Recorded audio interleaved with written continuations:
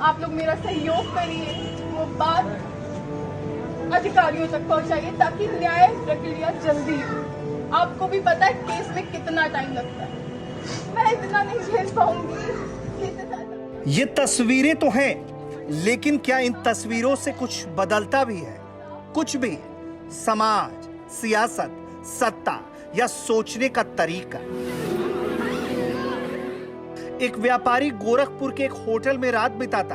अचानक कुछ पुलिस वाले जबरदस्ती उसे उठाते हैं। सवाल जवाब शुरू होता है और फिर उस शख्स की मौत की खबर आती है। घर वाले इंसाफ के लिए गुहार लगाते हैं। आनन फानन में कुछ पुलिसकर्मियों को निलंबित कर दिया जाता है, लेकिन इससे क्या कुछ बदलेगा?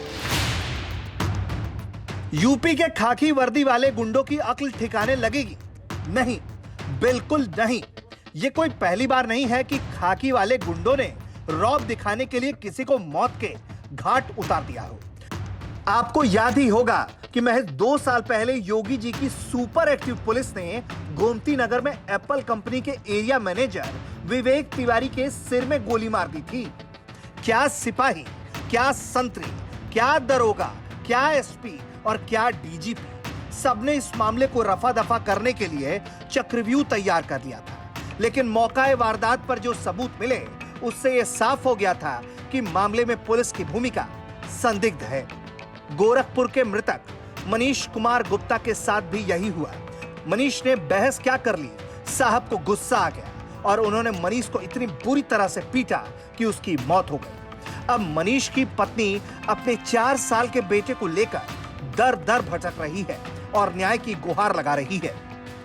मैथानी जी आए थे, सुरेंद्र मैथानी जी आए थे, जो कि कल तो कोई नहीं आया था, बट आज आए थे यहाँ पे। बातों के दौरान मुझे अब ऐसा लगा कि मुझे अपने पति का अंतिम संस्कार रोक देना चाहिए, क्योंकि मैं पूरी तरह से सहमत नहीं हो पा रही थी, जो कि मैं अभी तक सहमत थी। बट अब मुझे कुछ गड़बड़ लगा, तो मैंने अपने पति का अंतिम संस्कार रोक दिया है। मैंने उनसे निवेदन किया है कि मुख्यमंत्री जी, उन्होंने कहा कल आएंगे मिलने, पहले कहा, तो हमने कहा ठीक है। 2 मिनट बाद मैंने पूछा कितने बजे आएंगे, मुझे कंफर्म करिए, वो मुझसे मिलेंगे, आएंगे कि मैं जाऊंगी? तो कहते नहीं, आपकी बात मैं अक्षर सा पहुंचाऊंगा, वो जो कहेंगे मैं मीडिएटर का काम नहीं चाहिए। कल वो इसलिए आ रहे हैं क्योंकि उनका यहाँ कोई कार्यक्रम लगा है। तो मैंने कहा आप इसलिए आ रहे हैं मुख्यमंत्री जी क्योंकि कार्यक्रम लगा है, तो मिल लेंगे, मतलब एक मेहरबानी, वरना नहीं आते। तो ये भी मुझे समस्या हुई, इसीलिए मैंने अपने पति का अंतिम संस्कार रोक दिया। ये कहानी मनीष की नहीं है, ना ही ये कहानी है एप्पल कंपनी के एरिया मैनेजर विवेक तिवारी की, और ना ही महोबा के क्रशर कारोबारी इंद्रकांत त्रिपाठी की, जिसने एसपी पर भ्रष्टाचार के आरोप लगाए थे और बाद में उसकी लाश गाड़ी में मिली। ये कहानी है खाकी वर्दी के उस घमंड की, जिसके सामने किसी की जिंदगी का कोई महत्व नहीं। जब मर्जी आएगा, पुलिस वाले आएंगे, मौका मिलेगा तो ठोक देंगे। जांच के नाम पर टीम तैयार की जाएगी और रिजल्ट सालों साल तक बस कोर्ट की तारीख। खैर, इस मामले में अब सियासत भी शुरू हो गई है। इस घटना को लेकर अखिलेश यादव ने भी सरकार को घेरा है और योगी सरकार पर कई सवाल उठाए हैं।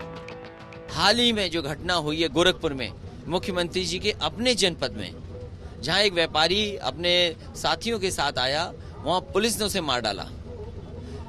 पुलिस ने कमरे में घुस करके इतना मारा, उसकी जान चली गई।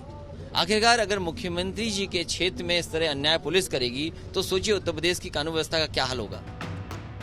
इतना ही नहीं, मृतक मनीष का शव जब अंतिम संस्कार के लिए कानपुर पहुंचा, तो वहां के लोकल सपा कार्यकर्ताओं ने भी पुलिस और सरकार के खिलाफ जमकर नारेबाजी की। कानपुर से रंजित सिंह की रिपोर्ट, यूपी तक।